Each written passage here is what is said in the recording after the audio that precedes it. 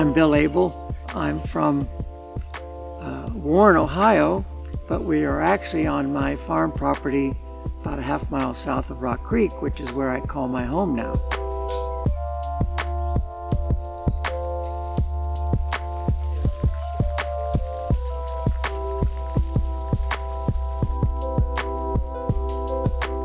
I'm a retired elementary school reading specialist. I have a somewhat limited background in journalism, travel writing.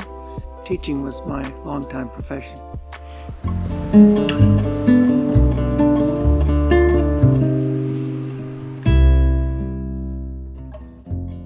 I have a small family. There were my parents, who are both deceased now, and myself. No siblings, no cousins. That's sort of a unique situation, I guess, but that's the way it is.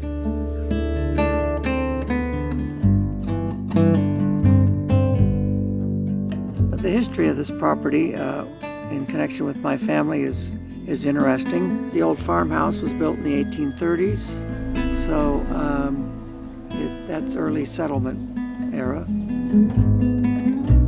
It's has come to me through my dad's side of the family. He would farm it from Warren, so he had to come up here as he could. And I started coming at a very early age. I mean, I can't remember when the first trip would have been, but as a boy I came up here with my parents and his mother and her dogs and her canary. Eventually, the farm came to me. I'm very fortunate.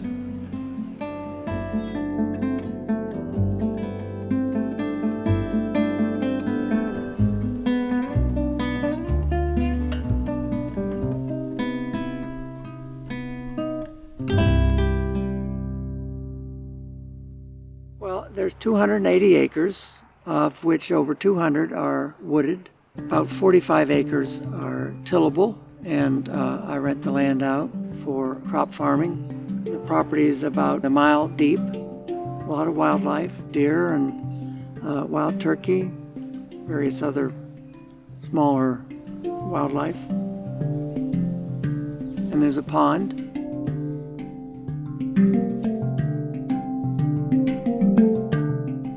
Back in 2014, I decided I wanted to have a new house built. And prior to that, I had a timber frame utility building built. And so I modeled the new house on that timber frame. The work was started in 2014, and it took 2 years to complete. A man named Scott Carlson was the joiner. He did the timber framing. Father and son team, Dana and Justin Hess, took over and did the rest of the construction work. It's a very nice home now. The old farmhouse didn't have running water, indoor plumbing, so now I have that.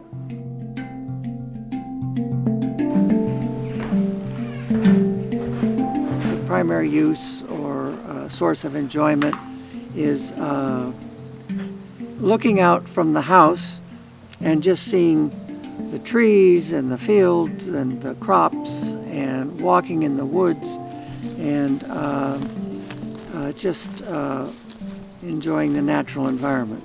Farmland, woods, whatever, are disappearing rapidly, and so I'm fortunate to have this large enough area that I can literally get lost in if I'm not careful. Something's pecked at or from the inside.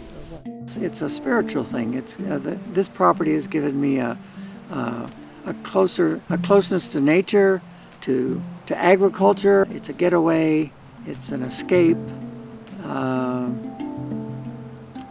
now it's my full-time home. As you're looking at this behind me, you see a rustic cabin. It was built by my dad in the 1930s. It's my understanding that during that time and into the 40s and so on, there were some pretty, I don't know whether wild's the right word, but parties and so on here. My dad said that he and his mother would stay here in the winter and wake up with snow drifted through the cracks into the cabin. So it must have been pretty cold. It's just heated by a wood stove and a big fireplace. I decided to protect the property because being an only child, I wanted to be in control of what happened to the farm after I died. I became aware of organizations that created easements to protect land like mine. So I looked into it and came across Grand River Partners as an organization that does that sort of thing. I initially talked with them and found out about what they did and so on, but I didn't do anything immediately. I knew I should as I got older.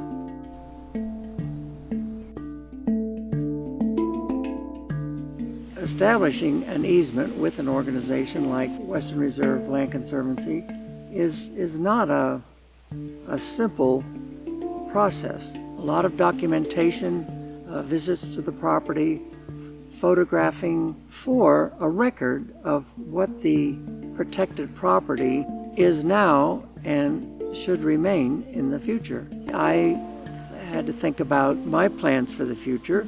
I shared those with representatives of the Land Conservancy or the Grand River Partners initially, and we came to a commonly shared agreement. It's my understanding that the document is on file in the county courthouse. The county prosecutor or somebody signed off on it. You better be in 100% if you're going to do it. When you sign on the dotted line, it's for real, and that's the whole point.